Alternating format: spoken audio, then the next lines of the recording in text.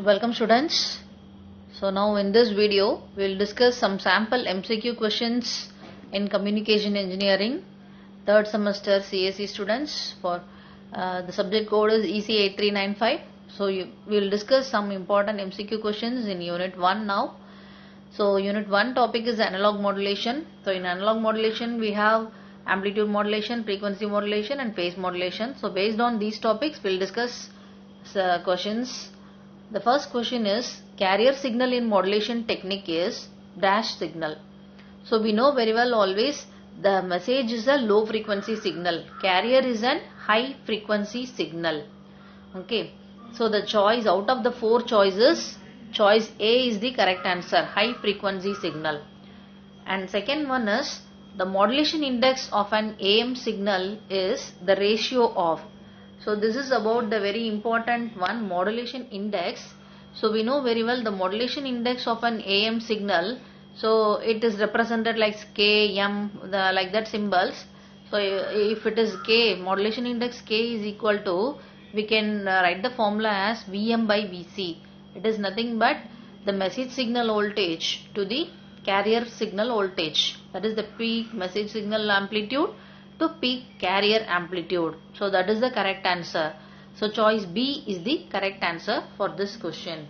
The modulation index of AM signal, the ratio between the two voltages. And next question is, if the peak message signal amplitude is half the peak amplitude of the carrier signal, then the signal is dash modulated. So in this question what they have given is the peak message signal amplitude. That means Vm, the Vm amplitude, no, it is half the amplitude of carrier signal.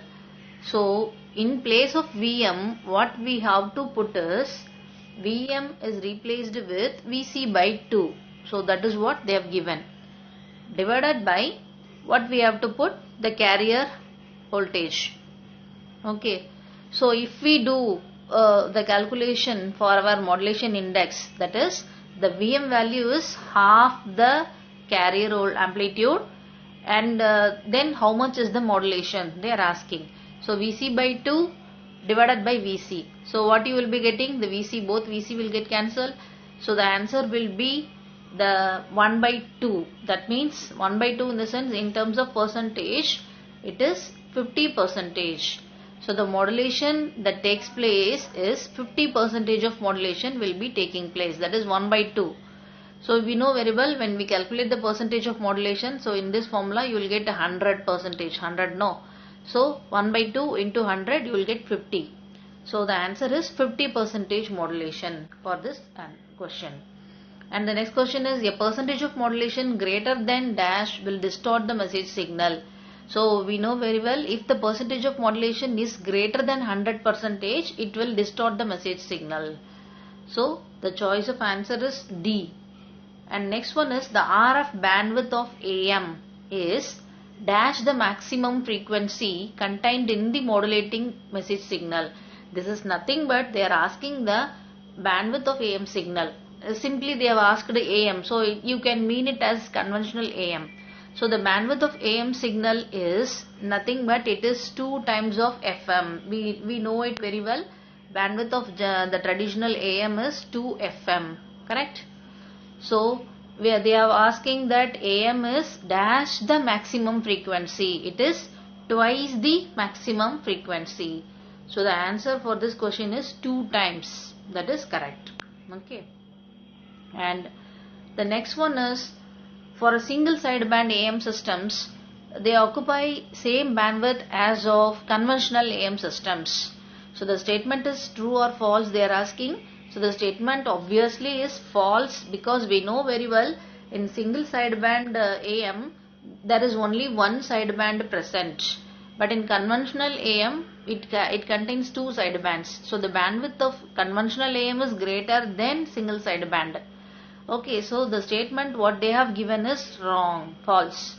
This is okay, the answer for this question. And next question is, how is the performance of SSB AM system in fading channels? So when discussing about the SSB, that is the single sideband suppressed carrier in fading channels, so the performance is poor. That is the correct answer. The performance is poor because the SSB systems are utilized in places where it requires the bandwidth efficient operation. So in that places only the SSB is involved. And next question, AM modulation demodulation technique can be divided into AM demodulation divided into dash and dash demodulation. It is nothing but coherent and non-coherent. Very important one. So AM demodulation techniques, coherent type and non-coherent type of demodulation. And the next question is, the non-coherent detection requires the knowledge of transmitted carrier frequency and phase at the receiver. This statement is also false because we know the non-coherent detection. In coherent detection only we require the knowledge of the transmitted carrier frequency and phase at the receiver side. But in non-coherent type we don't want the knowledge of the transmitted signals frequency and phase at the receiver side. Okay, so the statement they have given is false. And the next question is, which of the following stage is present in FM receiver but not in AM receiver? So you could read the choices. One is demodulator, AM amplifier, mixture. So we find a demodulator in AM receiver as well as AM amplifier is there in an AM receiver, and then mixture. All these elements are present in AM. Okay, but the element that is present only in FM is amplitude limiter. Okay, so this amplitude limiter circuit is used in FM receiver to remove the noise or any variation in amplitude. So amplitude limiter is not present in any AM receiver. It is present only in FM receiver. And next one is, the single sideband modulation is generally reserved for point-to-point communication. Yes, the statement is true. SSB is generally used for point-to-point communication. That means the bidirectional communication between only one transmitter and one receiver.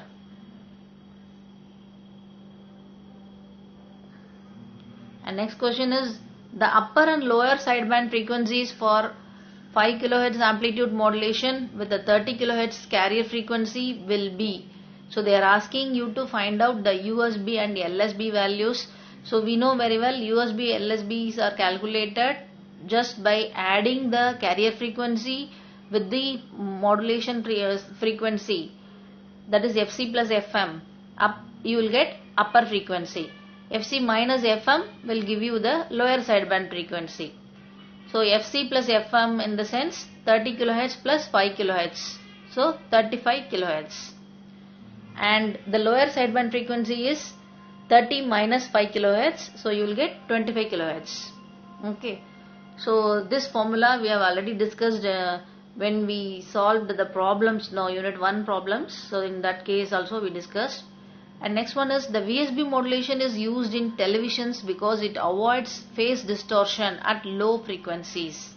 This is a very important application of VSB. VSBs are highly useful in televisions. But the reason they have given is it avoids phase distortion at low frequencies. That is wrong. Because vestigial sideband modulation, this type of amplitude modulation is used in television, since it reduces the bandwidth to half.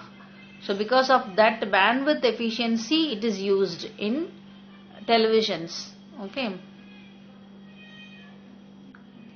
And next, a cordless telephone that uses separate frequencies for transmission in base and portable units is called.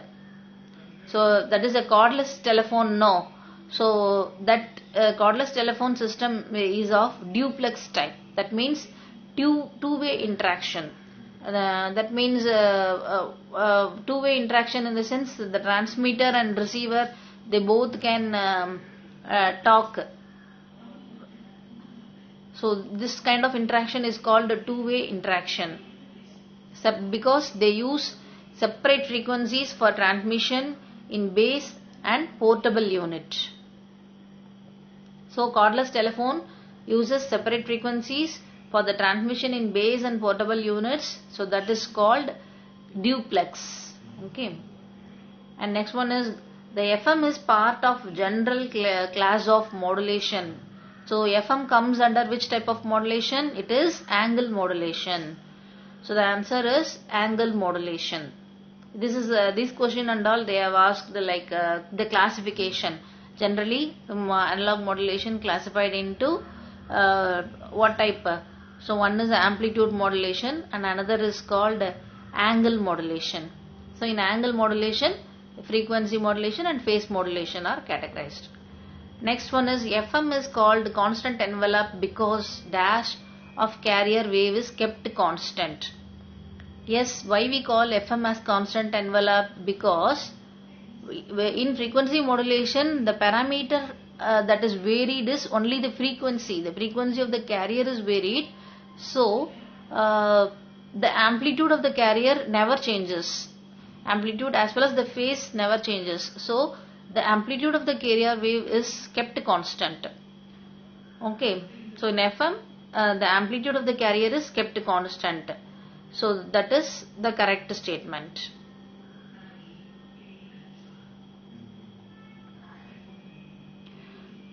And the next one is, which of the following are two most important classes of angle modulation? Just now I said, so the most important classes of angle modulations are frequency modulation and phase modulation. Frequency and phase modulation are the angle modulations classification. And next is the frequency modulated signal is regarded as the phase modulated signal in which the modulating wave is differentiated before modulation. So the statement is false. Actually what they are asking, the frequency modulated signal is regarded as phase modulated signal in which the modulating wave is differentiated before modulation. Actually where it is called the frequency modulated is regarded as phase modulated signal in which the modulating wave is integrated before modulation. It is not differentiated. It is integrated. So this question they have asked from the generation of FM.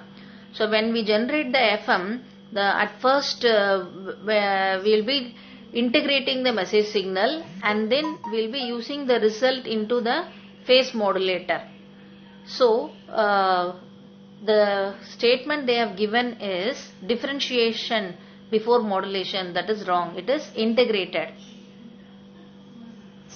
FM bandwidth is approximated using which rule? So this is another important one. This is Carson's rule. So the FM bandwidth is approximated using Carson's rule.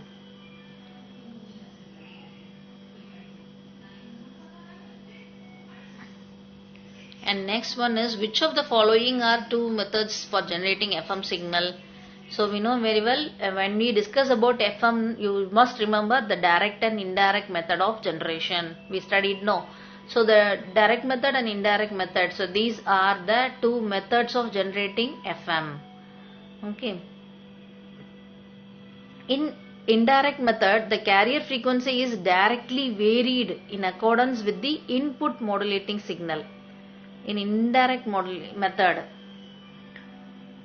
the carrier frequency is directly varied in accordance with the input modulating signal. So in the statement is false, because so this the above is the case for direct method, because in direct method only the input of message signal will be modulating the frequency of the carrier directly. So in indirect method, first a narrowband FM signal will be generated using a balancer modulator, and then the frequency multiplication is used to increase the frequency deviation and carrier frequency to the required level. So that is what we discuss in the generation of FM. So in direct method only, directly the message signal is modulating the carrier. In indirect method, first a narrowband FM is generated and then its level is improved with the help of multiplier process. Okay.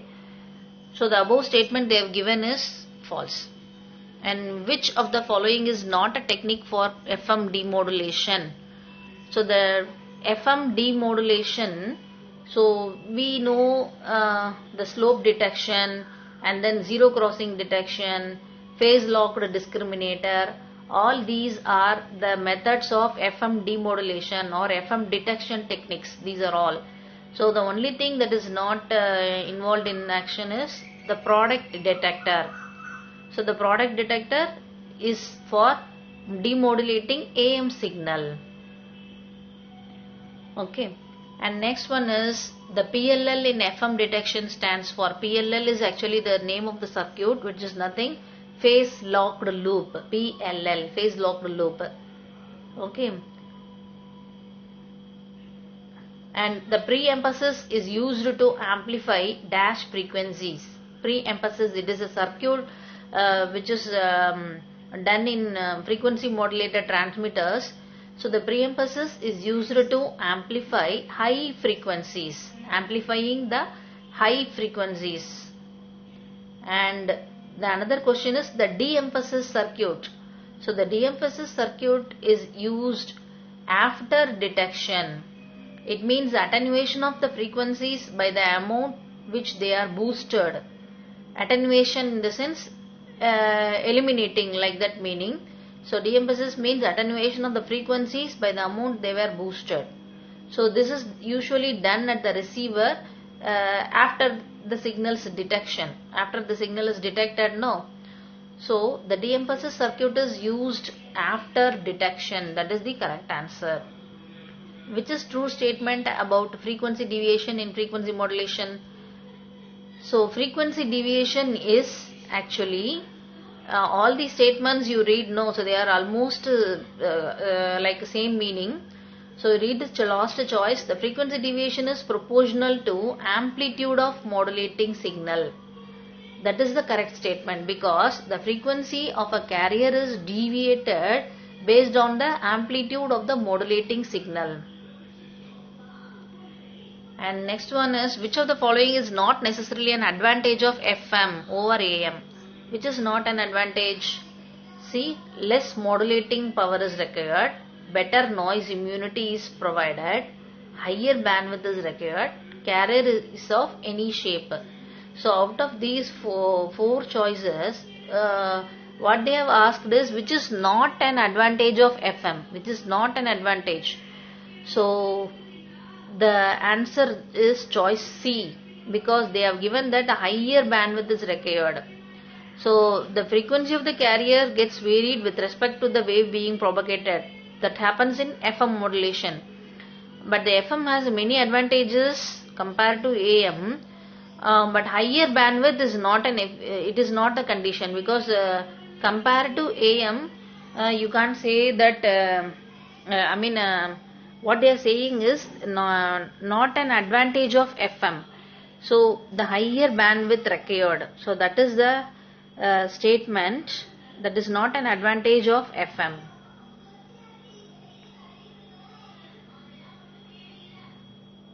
And what is the number of possible output if there is 7-line digital input? So for a 7-line digital input, so this is a simple formula used here. So the output must be calculated like that, 2 to the power 7. It is not 27. Actually you must take it as 2 to the power 7. 2 power 7. So 2 power 7 is 128. So like this question, if they are asking the number of possible outputs in a digital input. So 7-line digital input they have given. So 7-line in the sense 2 power 7. So it gives 128. So the possible outputs are 128. Next is, what is the frequency of stereo subcarrier signal in FM broadcasting? This is a general question. The stereo subcarrier FM broadcasting, the frequency is 38 kHz. What is the bandwidth required in SSB signal? So the bandwidth of SSB is FM, because we know in SSB only one sideband present. So it is only the FM, the modulating frequency. And one advantage of using high frequency carrier wave is that it dissipates very small power. High frequency carrier wave.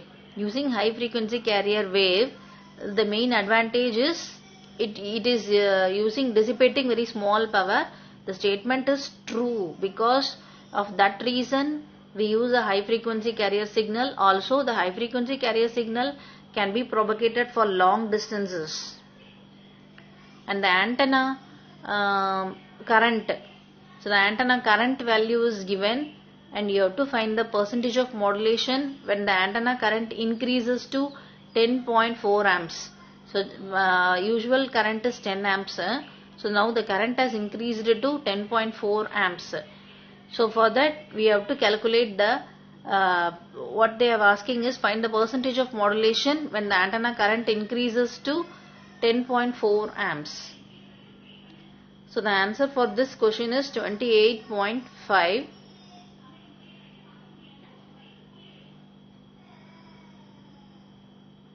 And next question is find the total power if the carrier of an AM transmitter is 800 watts and it is modulated to 50%.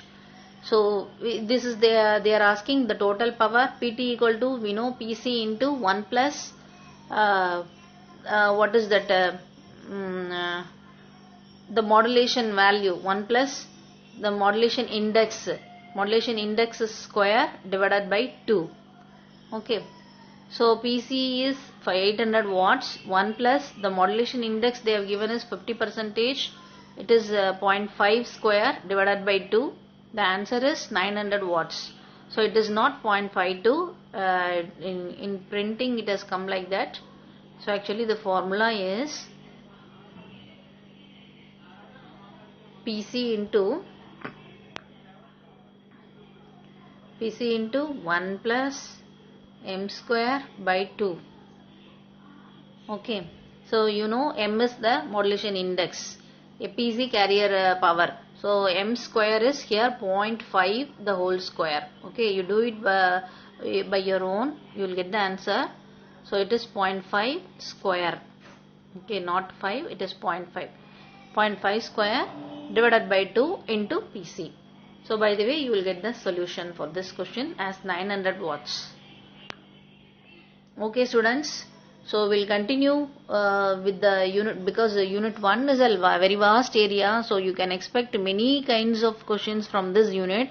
So we'll see the part 2 of this unit 1 questions in the next segment. Thank you students.